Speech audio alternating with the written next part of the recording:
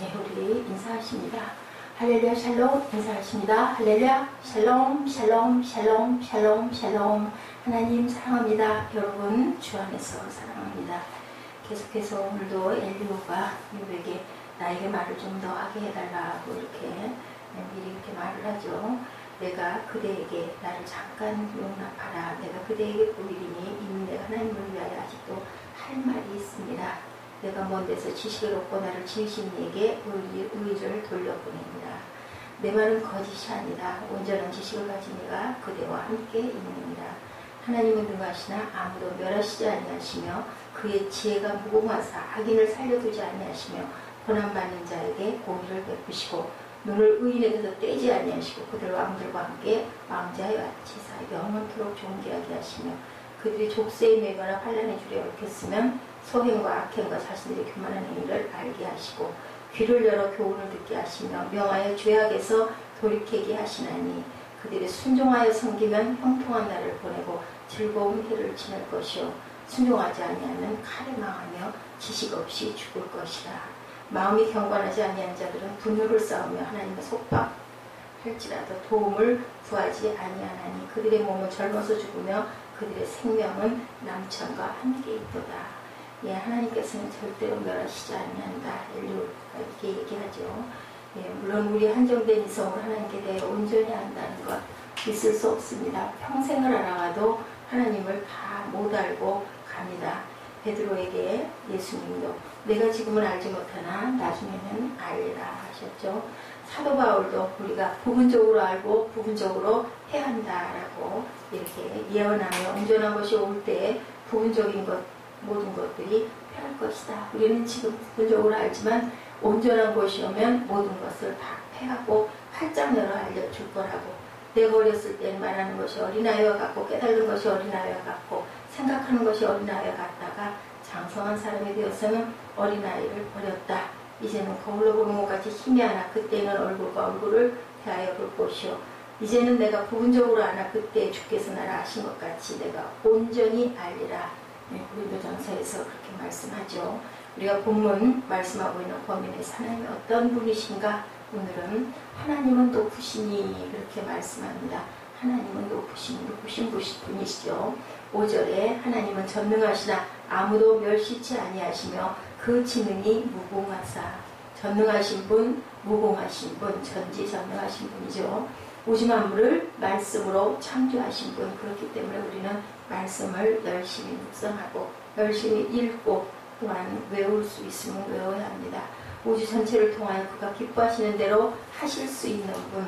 그 기뻐하시는 일을 우리가 할 때 하나님께서는 내가 너와 동행한다. 내가 너와 함께한다라고 어제도 우리 수요일에서 약속을 받았습니다. 쉽게 말해서 하나님은 못하시는 일이 없다. 무엇이나 마음대로 하실 수 있고 또한 공의의 하나님이고 무법자와 같은 분이 아니고 공이다. 절대로 불의를 행치 아니하신다. 또한 질서의 하나님이다. 혼란하게 하시지 아니하신다. 그래서 혼돈의 질서를 주셔서 세상을 창조하셨죠. 우주가 혼란하지 않습니다. 항상 계절은 계절대로 우리나라에는 그렇게 찾아오고 있고 공정과 자전이 정확하게 때에 따라서 일어나고 있고 오늘 지금도 지구는 돌고 있죠. 돌아도 절대로 충돌하지 않습니다. 사람이 조종하지 않아도 어떤 것을 감히하지 아니하도 어떤 행성하고 부딪힌다고 아주 걱정들을 많이 하지만 절대로 그런 일들이 일어나지 않게 하나님의 때까지는 그죠. 또한 온유하시고 아무도 멸시치 아니하시고 흔히 무엇을 좀 가지고 있으면 가지고 있지 못한 사람을 멸시하죠. 우리는. 그런데 하나님께서는 누구도 가난한 자나 돈 없는 자나 또한 목마른 자들은 내게 오라 라고 말씀하세요. 예, 의원이 아프지 않은 사람에게는 필요가 없는 거죠. 권력 있는 사람은 권력 없는 사람을 업신여기는데 돈 있는 사람은 없는 사람을 깔보는데 지식 있는 사람은 무식한 사람을 무시하기 쉽죠. 집안 좋은 사람은 그렇지 못한 사람을 알아주지 않고 힘센 사람은 약한 사람을 억압하고 짓누릅니다. 이것이 세상인데 그렇죠. 하나님은 절대로 그러시지 않다. 이와 같은 일을 보시면서 웃으신다고 말씀합니다. 그렇죠. 있다면 우리가 얼마나 있고 강하다면 얼마나 강하고 안다면 얼마나 알고 또한 가졌다면 얼마나 가졌고 천대하고 약보고 무시하고 학대하는 것, 그렇게 해서는 안 되는데 우리 마음에 악이 있어서 그런 마음이 들기가 쉽습니다. 아는 것이 누가 준 것인데 어떻게 내가 스스로 잘난 체를 할 수가 있겠습니까? 욥이 고통이 심할 때 하나님께 대하여 오해한 듯한 표현을 한 적이 있지요. 당연히 욥기 10장 3절에 주께서 주의 손으로 지으신 것을 학대하시며 멸시하시고 악인의 귀에 빛을 비추시기를 선히 여기시나이까 했어요. 왜 이렇게 나를 고통스럽게 하시느냐라는 거죠. 주의 눈이 육신의 눈이나이까 주께서 사람을 보는 것처럼 보시리이까. 19장 7절에도 내가 포악을 당한다고 부르짖으나 응답이 없고 간구할지라도 시원함이 없구나. 내 길을 막아 지나지 못하게 하시고 내 첩경에 흑암을 두셨고 나의 영광을 벗기시며 나의 면류관을 머리에서 취하시고 사면으로 나를 허르신 나는 죽었구나. 내 소망을 나무 뽑듯 뽑으시고 나를 향하여 진노하시고 원수같이 보시는구나. 또한 23장 13절 이하에 그는 뜻이 일정하시니 누가 능히 돌이킬까. 그 마음에 하고자 하시는 것이면 그것을 행하시나니 내가 작정하신 것을 이루실 것이라. 이런 일이 그에게 많이 있느니라. 그러므로 내가 그의 앞에서 떨며 이를 생각하고 그를 두려워하는구나. 하나님이 나를 낙심케 하시며 전능자가 나를 두렵게 하시나니 이는 어두움을 나를 끊지 아니하셨고 흑암으로 내 얼굴을 가리우지 아니하셨습니다. 욥이 너무 고통스러우니까 우리도 그로부터 남죠. 하나님이 이제 나를 학대하고 멸시하고 포악을 당하게 하고 내 생명을 이제 거두시고 내 소망이 다 끊어져 버리게 한다고 그렇게 말한 적이 있습니다. 가는 길을 하나님이 막는 것처럼 척추에 흑암을 두고 영광을 벗기고 면류관을 머리에서 취하고 사면으로 헐어 죽게 만들고 소망을 뿌리째 뽑는 것으로 그렇게 느껴지죠. 욥은 하나님이 그래서 너무너무 두렵다라고 고백합니다. 욥에게 한 말에서 엘리야는 하나님은 절대로 그런 분이 아니다. 알죠. 욥도 압니다. 근데 우리가 가끔가다 너무나 힘들고 어려울 때는 사람 관계에서도 억지 소리를 할 때가 있어요. 하면서 마음으로는 압니다. 근데 그냥 그렇게라도 해야 분이 풀어질 것 같으니까 욥도 아마 그런 마음으로 하나님께 하소연, 그 다음에는 하나님을 원망, 이런 일들이 많이 있었죠. 욥이 생각하고 말한 바는 반지라 아무도 멸시하는 법이 없는 하나님임을 우리도 알고 욥도 압니다. 하나님은 전능하신 분이지만 세상적으로 귀천한 사람까지도 멸시하지 아니하시고 악인까지도 돌이키기를 기다리고 계시는 그런 하나님, 공의의 하나님, 질서의 하나님, 사랑이 많으신 하나님입니다. 높은 데 계신 분이면서도 낙인된 사람을 존중히 여기서 독생자 예수 그리스도를 우리에게 보내시고 우리에게 구원을 선포해 주시는 그러한 좋으신 하나님, 우리 아래서 좋으신 하나님 찬양하죠. 참 좋으신, 뭐라고 할 수가 없을 만큼 좋으신 하나님. 이 세상의 주권 자들과는 정반대되는 입장, 하여튼 세상과는 반대로, 세상의 악과는 전혀 반대로 생각을 하면 됩니다. 이 세상의 모든 피조물 중에 하나님께서 보시기에 관심을 기울이시고 보살핌의 손을 펴시기에 가치가 없고 중요하지 않은 것은 하나님께는 하나도 없다. 아유, 징그러워하는 지렁이도 그죠? 하나님이 만드셨어요. 근데 그 지렁이가 흙을 그렇게 아주 좋은 토질로 만들어주는 그런 역할을 한다고 하죠. 하나님은 공중에 날아다니는 참새 한 마리까지도 잊지 않고 계신다고 성경은 우리에게 말씀하시면서 하물며 내 형상대로 만든 너희는 어떠하랴 라고 말씀하시죠. 새도 집이 있고 들국화도 하나님께서 보살핀다. 그런데 딱 한 분 주님만은, 예수님만은 내가 머리 둘 곳이 없다라고 그렇게 말씀하셨어요. 하나님의 관심은 크 높은 데만 있는 게 아니라 정말 낮고 작은 데까지도, 그러니까 우리 정말 보이지도 않을 것 같은 우리에게도 하나님께서는 반응하고 계시고 보고 계신다라는 거죠. 이 우주의 모든 것 바로 하나님에 의해서 하나님을 위하여 창조되었다. 왜 우리 세상에 낳으셨다고요? 나를 찬양하라고 낳으셨어요. 이 세상의 모든 피조물들은 그들의 생명과 다른 모든 것이 전적으로 하나님께 속해 있다라는 것. 우주의 창조는 하나님 것이기 때문에 내 거잖아요. 내 거는 내가 마음대로 할 수 있잖아요. 우리 소지품도 그렇죠. 정말 하나님께서 전능하신 아무도 멸시치 아니하신다는 말씀에 대한 증거, 그것이 바로 이 우주에 돌아가는 것을 보면 1.1획도 틀어지지 않죠. 질서가 있죠. 우리 눈에 보이지 않는 미생물은 하나님의 권능과 지혜에 대한 증거일 뿐 아니라 하나님의 경영과 보살핌에 대한 증거이다. 어느 생물학자가 현미경으로 미생물을 연구하다가 조수에게 장갑을 가지고 오라고 했다고 해요. 왜 장갑을 가져오라고 하십니까? 라고 물었더니 나는 이 엄청난 사실이 너무 놀라워서 장갑을 끼지 않고는 볼 수가 없다라고 그렇게 얘기를 했대요. 너무 이 사실이 경건하다.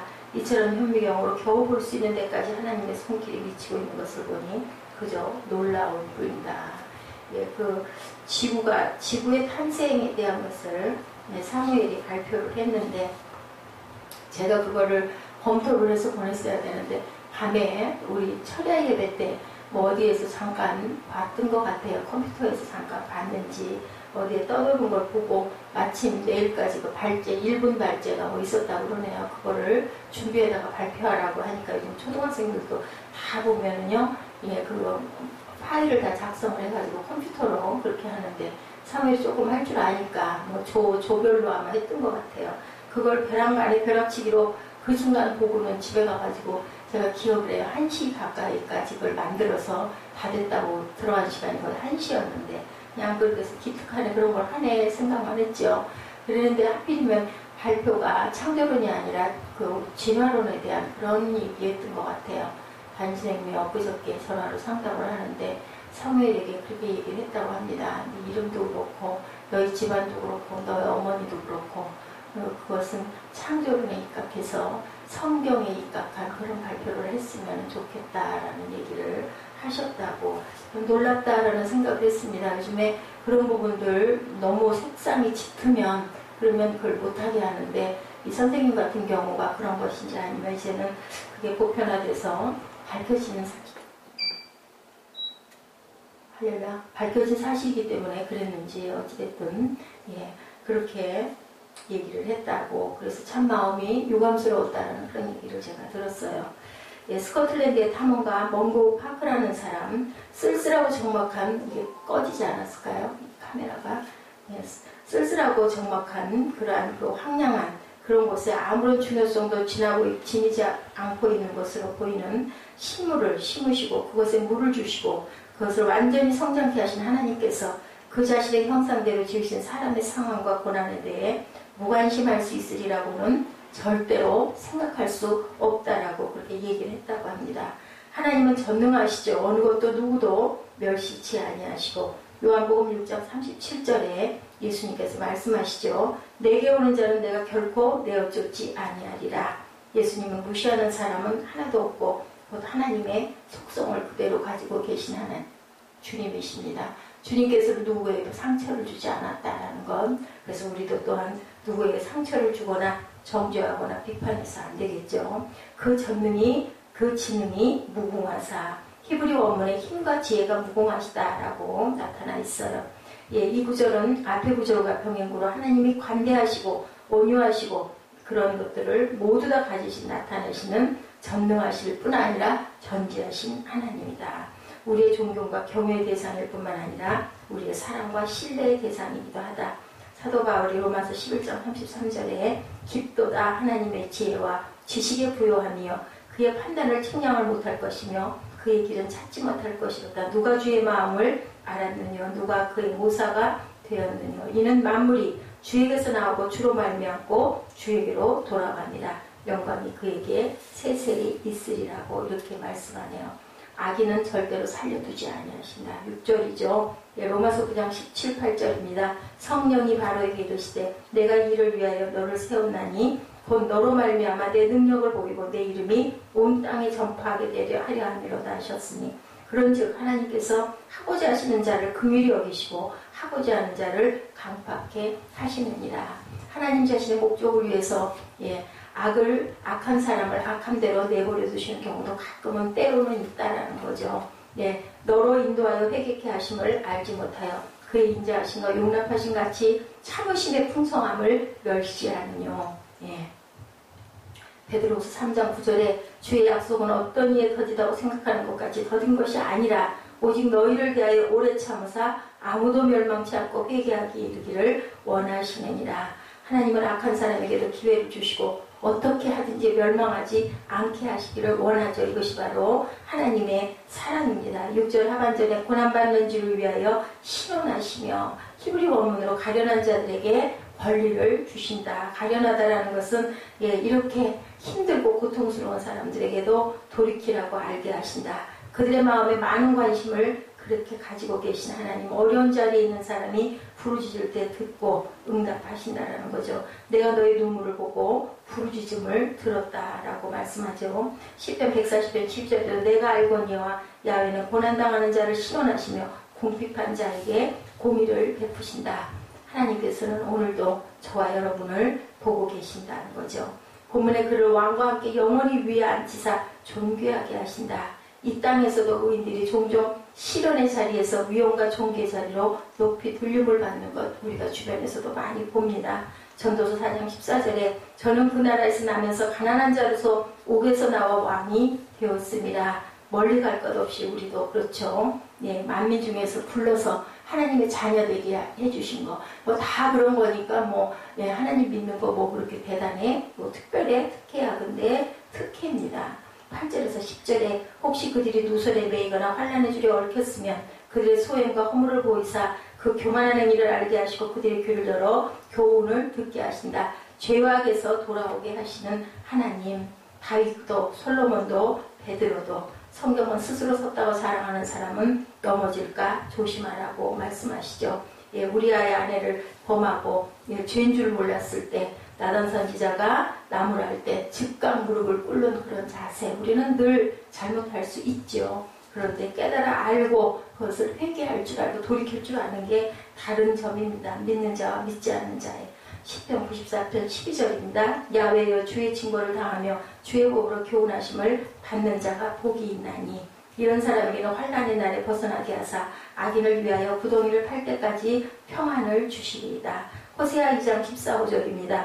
그러므로 내가 저를 계유하여 거친 들로 데리고 가 말로 위로하고 거기서 비로소 저의 포도원을 저에게 주고 아골 골짜기로 소망의 물을 삼아주리니 저가 거기서 응대하기를 버렸을 때와 애굽 땅에서 올라오던 날과 같이 하리라. 여호수아 7장에도 하나님은 이스라엘을 사랑하셔서 오랫동안 고생하던 애굽에서 건져내 약속의 땅을 허락하시고 그곳으로 가게 인도하신 것을 우리가 보고 알죠. 광야 40년 길을 지내고 크고 견고한 성 여리고를 기적으로 점령하게 하시고 또한 거기서 너무 자만하니까 더 작은 아이성에 패망하게 하셔서 깨닫게 합니다. 개인이든 민족이든 아골 골짜기를 통과하는 것은 소망의 문을 들어서기 위한 관문이라는 것을 우리가 알아야 되겠죠.